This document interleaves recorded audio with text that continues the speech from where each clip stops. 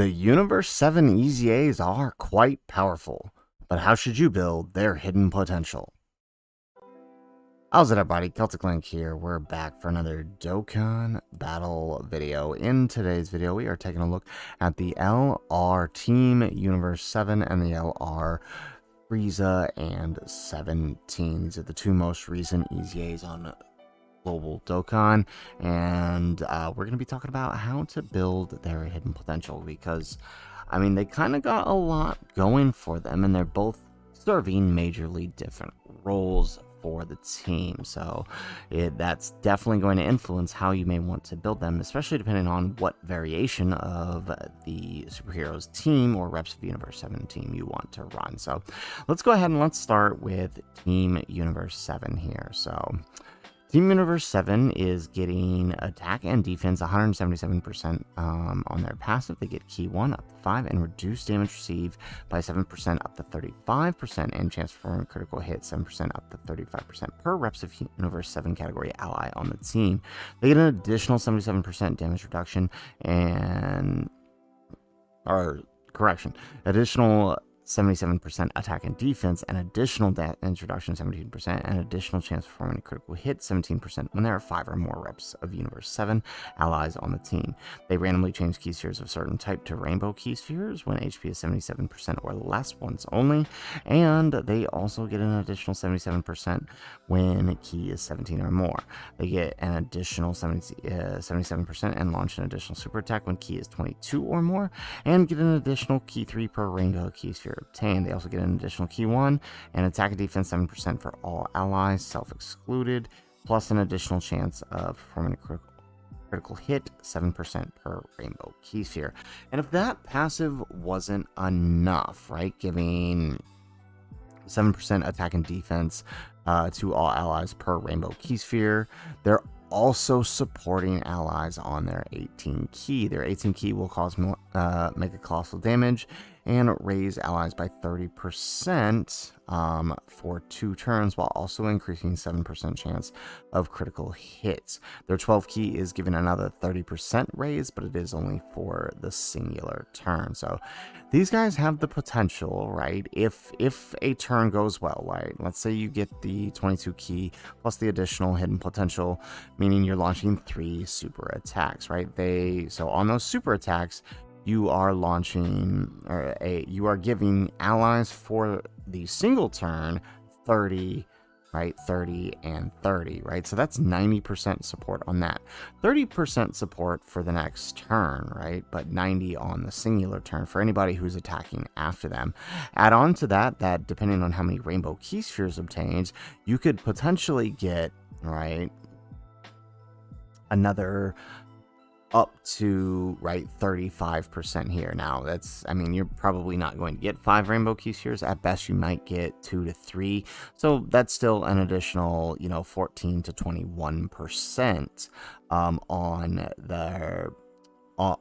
their support, right? So that's over 100% support for a rotation if they actually proc all 3 supers. That's kind of crazy what they can do for the reps of Universe 7 team, or just in general.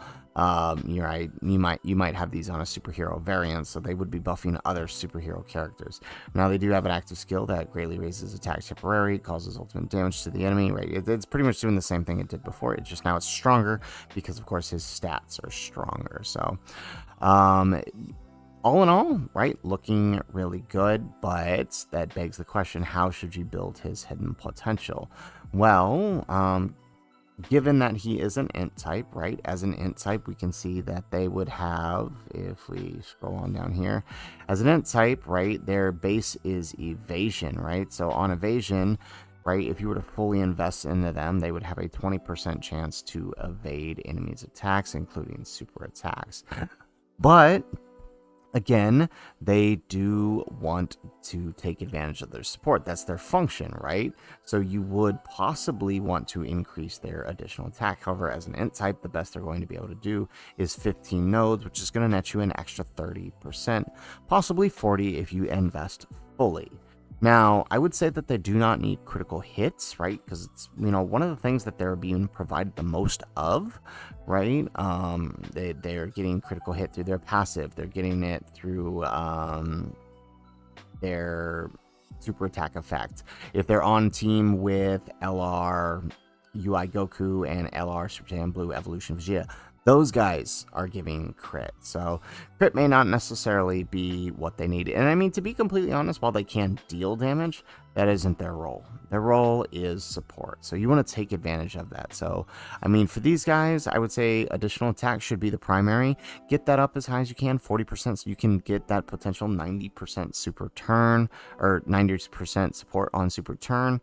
Because I mean, it makes funny things happen to the rest of the rotation when you can actually pull it off. And then I would say evasion secondary. Not that they need it, right? Post super with all the damage reduction and everything else that's happening, they could tank just about any hit thrown their way. But, I mean, it's a little nice to have. It's going to be more useful on them than critical hit. Critical hit, like I said, it's not going to be doing a whole lot for them, just given how much crit they're already getting through their passive and through support of various other units who would obviously be on the team with them. So that's the recommendation for them. Now let's jump over to the LR Frieza and 17.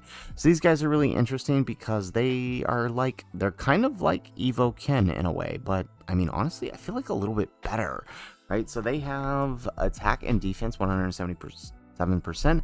They have key 7 and reduced damage received by 50% for 1 turn from the entry turn.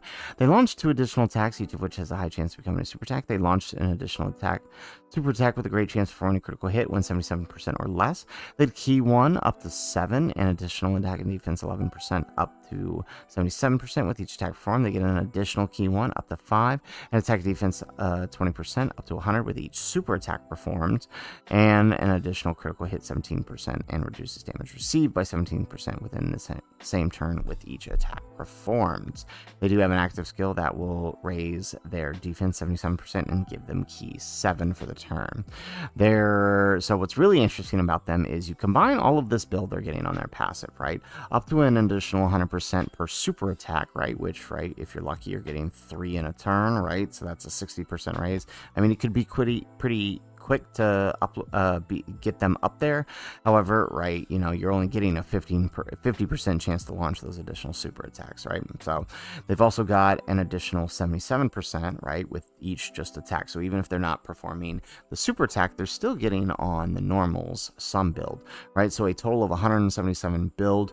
Realistically, in order to make this happen, you would need, right, like let's say you get super lucky, right, you would need 5 hits here, right? And let's just assume all super attacks. You would still need 2 more here in order to get the full build up on them. So, but once you do, you start to see some really funny numbers, right? And that's because of what they're doing on their super attacks, right? Their 18 key, which you're starting off with, is already greatly raising their attack and defense while greatly lowering the enemy's attack and defense.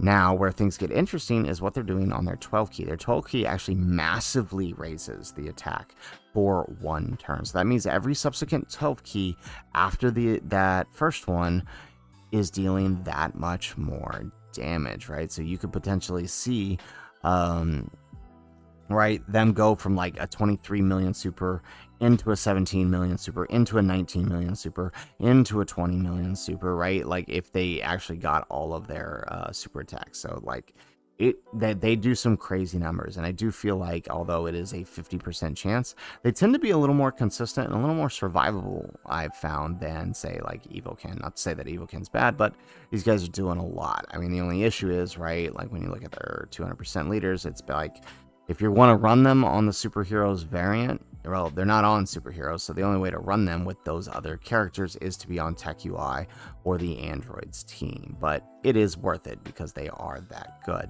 So it begs the question, when doing all of that, what do you give them? Well, it's actually kind of obvious, right?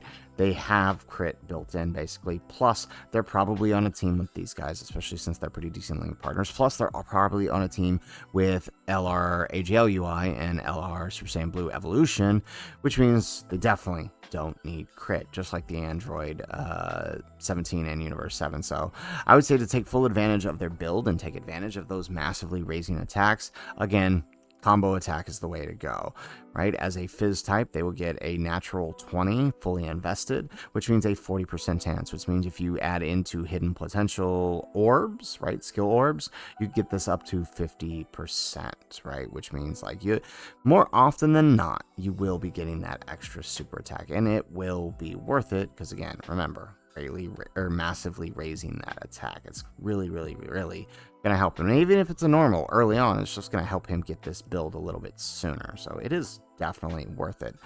All right. As far as the sub goes, like I said, do not need critical hit. They've already got critical hit built in. They're already getting critical hit from their neighbors. They're already getting critical hit from Blue Evolution and UI. So they do not need critical hit like that. I would suggest the sub be evasion, since they don't have to be hit by anything, right? It's a nice to have. The best they're going to do as a Fizz type, fully invested in additional, is probably about, 11 or so at best, which means, that's not a lot, but it is enough to kind of get you.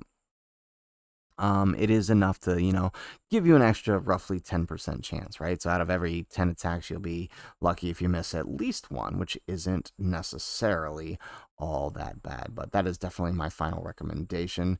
So again, for Frieza and 17 here, full additionals to take full advantage of their build-up, and evasion as their secondary. To take full advantage of LR Universe 7 support, I would say recommend full additional, and then sub dodge. Now for this one, I will say, right, you could go full dodge and sub additionals. You'll still probably be seeing relatively the same amount of supers more often than not. So I mean, either one of those builds I would feel work for them, but these guys definitely want to prioritize the additionals since they are definitely more offense oriented. So guys, that's it for the video. If you like the video, make sure you hit that like button and subscribe to the channel if you have not already, and in the comments down below, let us know, what hidden potential build did you go for these guys?